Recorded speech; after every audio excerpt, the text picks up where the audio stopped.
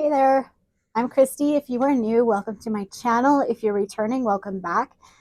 For those of you that don't know, I am in northern Alberta, Canada, and I have a homestead slash flower farm.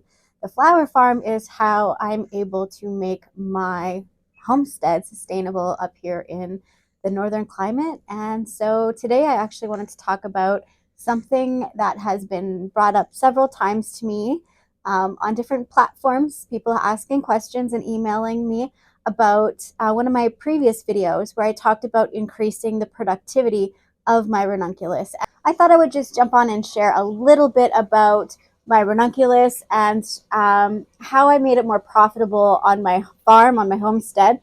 So in 2022-2023 season, I had grown in roughly the square amount or same square footage of ranunculus. Even though I had more ranunculus that I planted in 2023, I was recording how much production was in a specific square footage to compare to the previous year.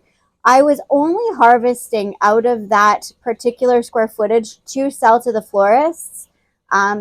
For those of you that don't know, I do supply a couple florists in northern Alberta, and I grow specifically for them. And then whatever surplus is left, I do sell off the farm or in bouquet bars. So in 2022, I had grown slightly more in per square foot than I did in 2023. So it was like within a couple of feet, but it was roughly the same amount of square footage. So the reason I wanted to do this is I wanted to track and see exactly how much production I could increase by adding different methods or different practices. So one of the first things that I had changed from 2022 to 2023 is I planted my ranunculus corms like 6 to 8 weeks sooner than I had the previous year. And that showed great benefit. So how I did that was I planted, like I pre-sprouted my ranunculus and I put those into my greenhouse in the ground. Now my greenhouse is heated. For this project, I did not turn the heat on until March 1st. So in January, I had planted these ranunculus corms. I did another succession later on. I think it was in February or early March. I had done another succession, same method. I had put them in the greenhouse under 4 layers of row cover and some leaf mulch. The thing that I did differently last year than the year before is I heavily amended the soil, the beds in 2023. I heavily amended them with worm castings. I also had introduced mycelium for wine cap mushrooms and other mycelium from some compost that I had outdoors that I knew wasn't too bad or too anaerobic. And I brought that in and I introduced that into my greenhouse. I heavily mulched the greenhouse with leaf mulch. Now I raked up my lawn and I kind of, people kind of thought I was insane because I was literally raking and raking and raking and filling firewood bags and dragging them over into the greenhouse. And it was quite comical. People were making fun of me. They thought it was hilarious. But I mulched in the greenhouse. And even though we had really cold temperatures, like we dipped down, it was 40 below, and we had 50 below wind chills, minus 50 below wind chills. And this is in Celsius. I guess minus and below are the same thing, but 50 below wind chills. And I did not have my furnace running. I did have a heat tape, like a heat cable in place as a backup, but it wasn't really working very well. It actually had not been working for most of the season. So I wasn't really reliant on that backup heat tape. It was on a thermostat, but the principle was to kick on if it got too cold, blah, blah, blah, because, ranunculus are pretty sensitive little corms. They don't handle minus 40, but mine came up. So what the goal was of this early planting was to trick the ranunculus into thinking that it had been fall planted. And I didn't grow the ranunculus to have green tops or anything like that. I just pre-sprouted them. So they had roots.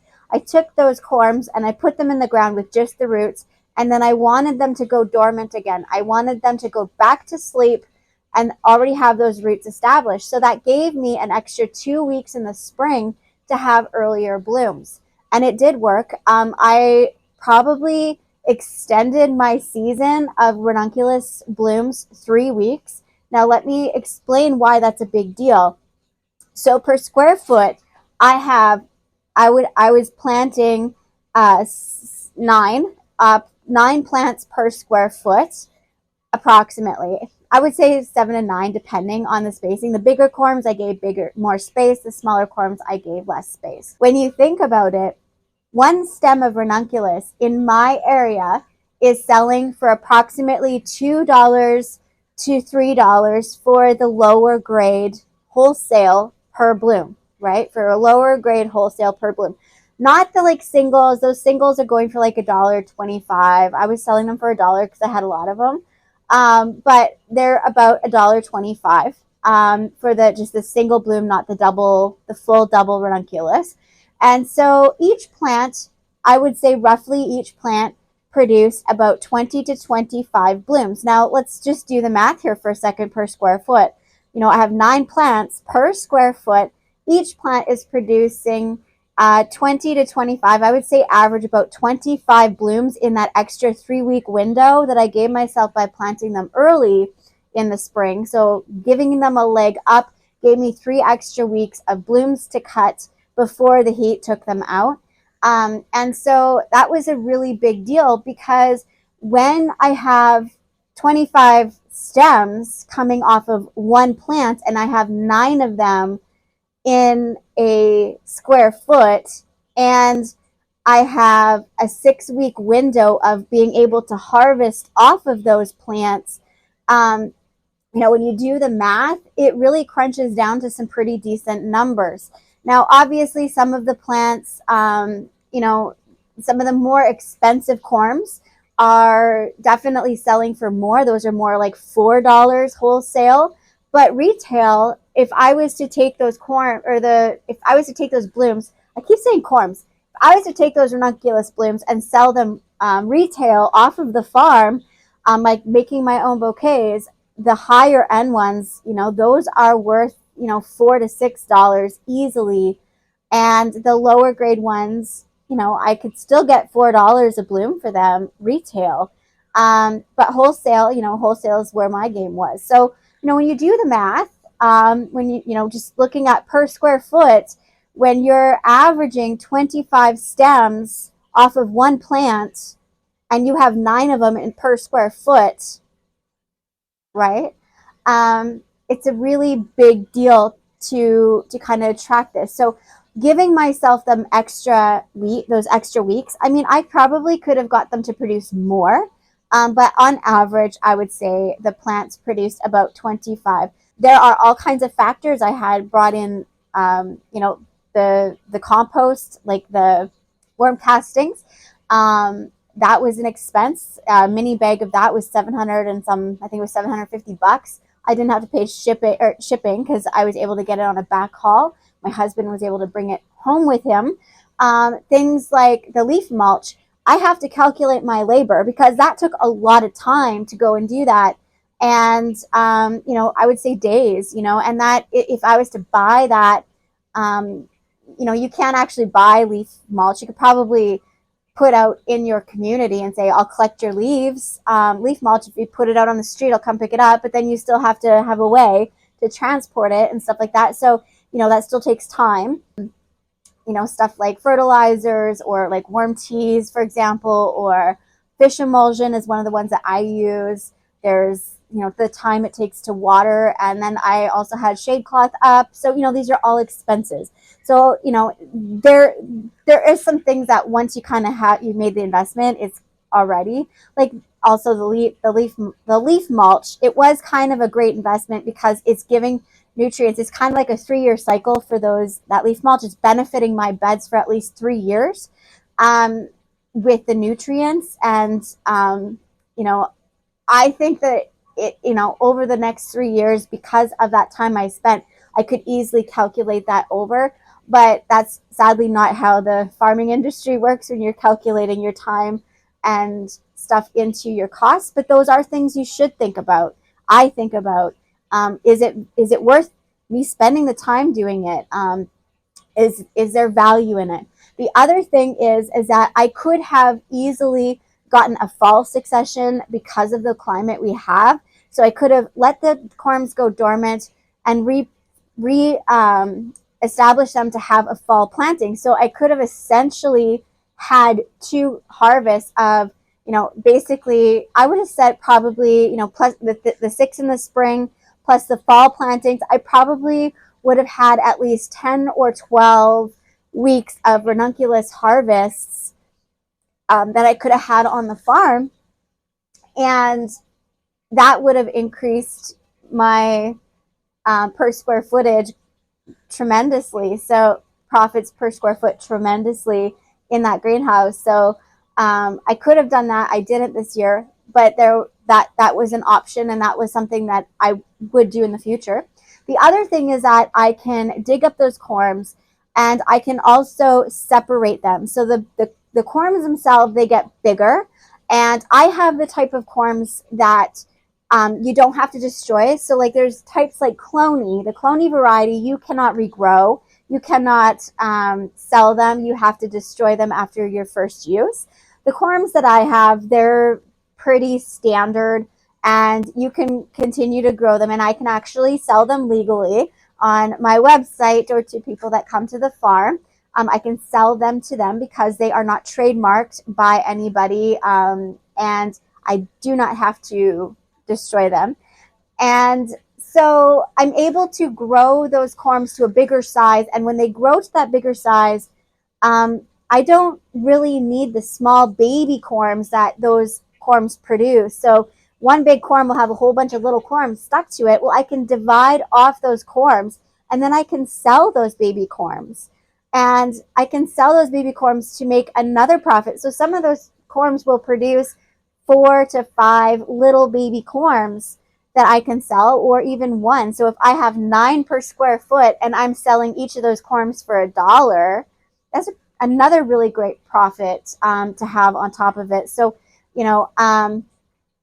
that's another option of creating more revenue with the ranunculus. And that's what I did this year. I actually harvested my ranunculus corms and the babies off of the ranunculus corms, and I'm able to sell them to other flower farmers in our area, and able to basically, I've made my investment back already twice on the initial investment of those corms that I had, and I am in the profit on those corms. So that is something that every flower farmer wants for their seed bank. They want to have that fast turnaround. If I would have done that fall succession, I would have been, leaps and bounds. There would have been the pay of my entire season of wages just on that ranunculus crop if I probably would have done a fall planting. However, then there's extra work on top of that, so the cycle continues. But I did find that it was really interesting how well the ranunculus did perform, just giving it that extra couple weeks. I am going more into adding more beneficial bacteria and feeding the soil food web. I'm really putting more emphasis on soil health on my farm, and that really does contribute to having a lot of success with a healthy crop. And because I have a lot of pest pressure, we have a lot of canola growing in our area, so that means we have a lot of tarnished plant bug pressure in our area. And what is the tarnished plant bug's favorite thing to eat? Ranunculus. It was devastating the first year for me to learn that they would burrow themselves into the bud and they would start eating the bud from the inside out. And when you harvest for florists, you harvest when the marshmallow stage is, when they're just turned squishy. And the reason we do that is because that squishy bud can store in a cooler for 2 weeks, and then it can be taken out, and then it will beautifully open for your florist or for your florist customers. Up to 3 weeks later, that bloom is still perfect and beautiful when you pick it at the right stage. And that bloom will last up to 14 days for that client. So we're getting a month out of these ranunculus for shelf life based on when you harvest them. But that's the problem we were having with ranunculus in 2022, is that they were crawling inside of that bud and they were eating it from the inside out. It was squishy and you had no way to tell. So that was absolutely terrifying. So organza bags is something you can invest in to put on top of it. Or what I did that I found was much easier than going and physically putting organza bags on, 15,000 blooms. I was able to increase the Brix on my ranunculus. So what is that? It's a term that is used to measure the glucose in your plant. So you can take a sample of the leaves. These are cucumbers. They're not ranunculus, they're cucumbers.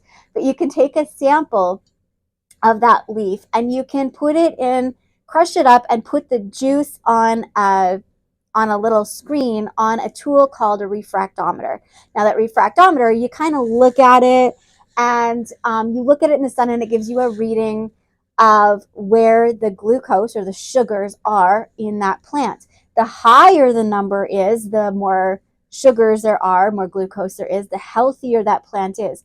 When that number is at a 12 or higher, tarnished plant bugs, they cannot find that plant. It's the equivalency, it's got a vibe to them and they can't sense that plant in the same way they could when it was stressed out and it had a low Brix level. So that Brix level, or the sugar level in the plant, is an indicator of how that plant has an immunity to pest pressure. And that pest pressure is like, it doesn't get affected near as bad by any pests, especially the tarnished plant bug. The tarnished plant bugs were present this past year, and they did not bother my ranunculus because I was focused on increasing Brix. Now, the Brix was increased because I used a lot of worm castings. I made sure that the moisture was perfect in the soil. I gave them a prime growing location in the soil that they absolutely love. I made sure that the plants were happy and healthy based on the soil microbiome, and that was enough. They got enough hydration, they got enough shade, they got enough of everything to produce beautifully and have immunity to those plant bugs, those tarnished plant bugs. And they didn't get the inside of them, the zombie ranunculus, right? Like, nobody wants that. So my focus was on raising the levels of Brix by increasing the plant's immunity to pest pressure, which was very simple. It was just doing a little extra work in the spring and making sure that that plant was able to utilize what was available to it in the soil by giving it the adequate amount of moisture and requirements of sun and requirements of shade and requirements of temperature. If you recall my videos from last year, ranunculus go dormant at plus 25 degrees Celsius, and we were reaching temperatures above 40 degrees Celsius in that greenhouse because we had this major heat wave here in northern Alberta. And I literally took my air conditioner out of the house and I put it in my greenhouse.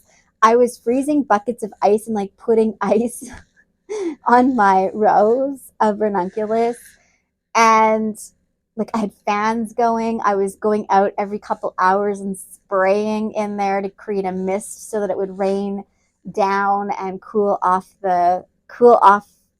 everything in the greenhouse. And it was a lot of work, but it was worth it because it gave me a great season. And that's not typical for our area. We don't typically get heat waves. I usually need to have my heater running in May in the greenhouse because it can dip down at night and below freezing temps. So It was a lot. Ranunculus are tougher than you think. I am a zone 2, a growing zone 2. We have 40 below winters easily. Actually, last week we got to negative 59 degrees Celsius wind chills. Now, in 2022, we had negative 50 degrees Celsius wind chills. I had some volunteer come up the following winter in the greenhouse. They did not have mulch over them. They were not protected, and they still volunteered and they came up. So those ranunculus, it shows that as long as the soil is healthy, and I didn't put row covers or anything over top of them. They did have a little bit of mulch. I think I said they didn't have mulch. They had a little bit of mulch, leaf mulch on them. Not the 6 inches that I normally do, maybe an inch or two, but they had some protection and they had a very healthy soil to live in and overwinter, and they came back. Now, that should not be possible because it's a ranunculus and they cannot, usually at -4 degrees Celsius, they go kaput. And they shouldn't freeze, but these guys were okay. So I think as long as the soil doesn't freeze too hard, they can handle quite a bit. And so I think that just trying things like giving the plants an opportunity to do what plants do, I think that we would be surprised. I mean, I was surprised by the results I have. And this year I am changing things up. I am planting 6 weeks ahead of the suggested schedule. I'm actually looking at my forecast, and next week, I'm in January, and so the third week of January, I see that we're going from 40 below to single digits. In a few days here. So I'm thinking I might actually try to get some of these in the ground as another experiment to see, okay, let's do another January planting, see how this does. But I think where I want to do is 6 weeks from my last frost date is where I want to target it. 6 to 8 weeks. That's where I want to be with ranunculus. I find that putting them any further than that, it just brings too much stress to my life, because when it does dip down to 50 below wind chills, it terrifies the crap out of me, and I sit there like, are my babies okay, are my babies okay? But I did have a Govee thermostat, and I had put it under the leaf mulch throughout all of that. And the coldest, it was like halfway down. It wasn't on the ground in the leaf mulch, it was about halfway down in the leaf mulch, and the coldest it got above soil level and about 3 inches down into the 6 inch layer of leaf mulch, it got about -17. That gives me a perspective that even if it's negative 60 degrees Celsius outside in the wind chills that are affecting those plants, I think that leaf mulch creates enough of a barrier, enough insulation, plus the leaf mulch itself creates heat because it's decomposing. So that brings in more extra layers of protection. And when you dig down under that leaf mulch and you start to rifle around in that soil, the soil is not frozen because it hasn't had really a lot of exposure. It's got this nice thick insulator on top of it. So I think it's pretty safe to say that you can put your ranunculus out early. Now, I put mine out under in a greenhouse that I'm using as a cold tunnel, like a cold frame. It was not, the heat was not on, and I put 4 layers of frost cloth over top of this. So you could also use like a thermal. They have thermals for our colder climates that you could put over top of it. And don't forget, I put 6 inches of leaf mulch that I had raked up and ready to go from the previous fall. So those plants had a lot of protection. So as long as it stayed, within 20 degrees or -20, I was not worried at -20 at all. I had zero concern about those ranunculus when it was -20 based on what they were protected under. But when things got over or colder than that, that was when my own personal freakouts were starting to happen. So it was very stressful, but it was very productive in the end. Do I want to stress myself out? I can still tell myself it's going to be okay. They're going to pull through this, but it's still in the back of my mind. Oh my God, they're going to freeze. Oh my God. Like, right. So I don't know. I don't know if I'm going to do super early, like start planting out next week. I kind of think I'm going to go and find a few corms as an experiment to do that and do the same sort of thing, kind of replicate what I did last year and see if I can get the same results, if I can increase it even more. What can I do to increase, from 2022 to 2023? Can I double that by just what little bit of time I'm putting into it and kind of make these little adjustments? And I think that that is going to help me as a homesteader, not only with the production and the sales of these plants that I'm selling to my community and my florists, but also how I'm growing vegetables to produce, to put up and preserve. Because, when you think about it, the food I'm growing, that is replacing the food I'm buying. So there is a value to that. And how efficient can I make that?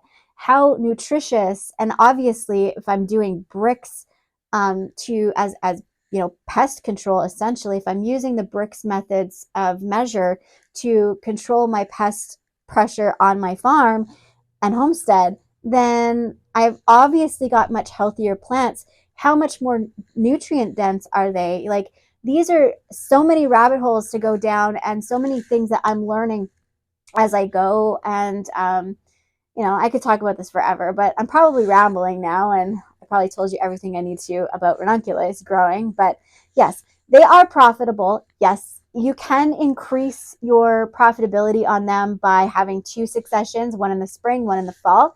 And, if your climate allows it to, because they just don't do well in heat. And, you can also sell your corms. You can keep replanting what you have or what you need for your square footage and sell the rest that they produce, because they produce corms, they produce ranunculus baby corms. So why not sell those? Why not make profit off of those? Maybe that would be beneficial to us flower farmers, because let's face it, ranunculus corms are extremely expensive to buy wholesale, and for good reason. I mean, they're a beautiful flower. They can be challenging to cultivate, but once you kind of clue in or tune into what they need, they're actually very profitable cut flower, especially for us in northern climates. And I find that they're much more profitable than tulips. However, tulips hydroponically, now that's a totally other topic. But anyway, I hope that this was inspirational to you in some way, or you learned something, or at least interesting. And I'm going to get back to work. I got a ton of stuff to get planted today. So have a great one, you guys. Thanks for watching, and I'll catch you next time. Bye for now.